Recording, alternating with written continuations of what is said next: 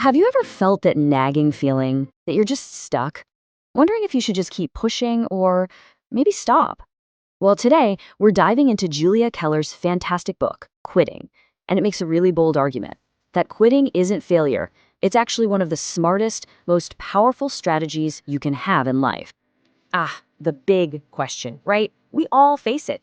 Could be a job, a project, even a relationship. And everything we're ever taught screams winners never quit. Persistence is everything. But what if that's not the whole story?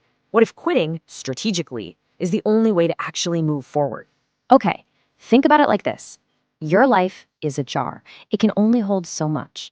Now, every single thing you do, your job, your hobbies, your commitments, they're all stones in that jar. If you want to add a new stone, something exciting and new, you can't just cram it in. You have to take an old one out first. So quitting, it's not about losing something, it's about making room. So let's just flip this whole idea on its head for a second. We're told over and over that quitting is a sign of weakness. But the book we're looking at today says the complete opposite. Quitting, when you do it for the right reasons, isn't giving up. It's a fundamental act of self-defense. This is where it gets really interesting. We humans, we're just drilled with these never give up slogans. But now look at the animal kingdom. A bear is looking for berries. If it spends hours in one patch and finds nothing, does it stubbornly stay there until it starves? No way. It quits that spot and moves on. For the bear, quitting is a survival strategy. It's about saving energy for what actually works. Maybe we could learn a thing or two from that bear. And you know what? A lot of the time, your body is way ahead of your brain on this one. That constant stomach ache, not being able to sleep, or that feeling where you just can't remember the last time you had a real good laugh, those aren't just random bad moods. That is your body sending up a huge red flare, basically screaming, hey, this isn't working anymore. Okay, so if it makes logical sense, and our own bodies are telling us to stop, why is it so ridiculously hard to actually pull the trigger and quit? Well, it turns out we're often stuck, trapped in a few really powerful psychological cages. It really boils down to these three big ones. First, there's the social stigma. I mean, what are people gonna think? Second, the fear of loss. Quitting often means leaving people behind, and that's scary. And third, the sunk cost trap. That awful feeling that you've just put in too much time to walk away now. Let's dive into these, one by one. First up, social pressure. Oh man, this one is huge. We're basically chained to this expectation to just persevere. All the movies, all the stories we grew up with are about the person who stuck it out against all odds. It creates this deep-seated guilt around the idea of quitting, making you feel lazy or like there's something wrong with you if you decide to stop. The next cage is that raw fear of being lonely. And it's real. When you quit a job, you're not just leaving a desk. You're leaving your work friends, your daily chats. Quitting a hobby could mean losing a whole community. That fear of the quiet, of the loneliness that might follow, it can be so powerful that it keeps us stuck in places that are actually hurting us. And then we have the sunk cost fallacy. This is such a classic mind trap. It's that little voice in your head that says, but I've already put 4 years into this degree, or I've invested so much of my life in this career.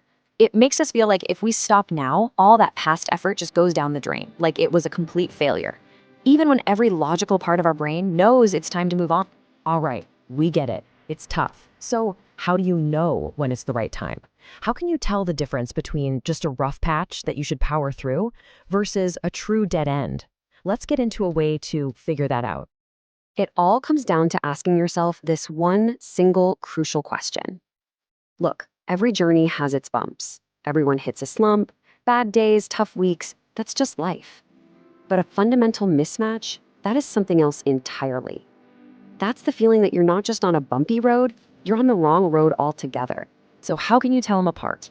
Well, a slump is temporary. It's a bad project, you remember having good times in the past, and a little vacation might actually recharge you.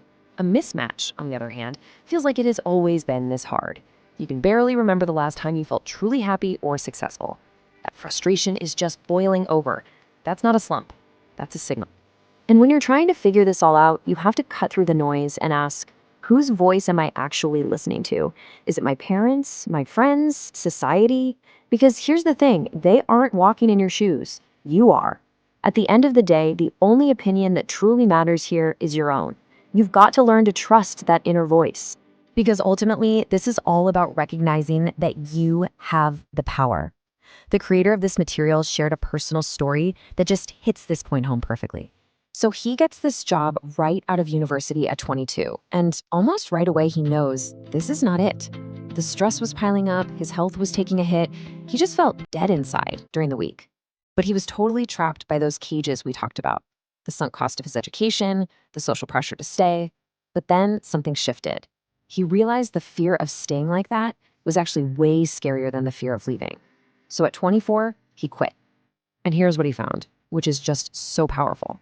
In his head, the fear of quitting was this huge, terrifying thing. He imagined it would be like being lost and adrift in the middle of the ocean. But the reality? It was more like standing in the shallows. Yeah, a little uncertain, but totally manageable. It was nowhere near the catastrophe he'd built it up to be in his mind. And that really is the heart of it all. You are not a prisoner. You're not chained to a path that is making you miserable. Whether you stay or you go, you have to remember that the choice, that switch, is always, always in your hand. You have the power to flip it. So I'll leave you with this one thought. Let's go back to that jar. If you had the courage to just reach in and take out one of those stones, something that's really holding you back, what amazing new thing could you finally make room for? Just think about the possibilities that could emerge in that new space.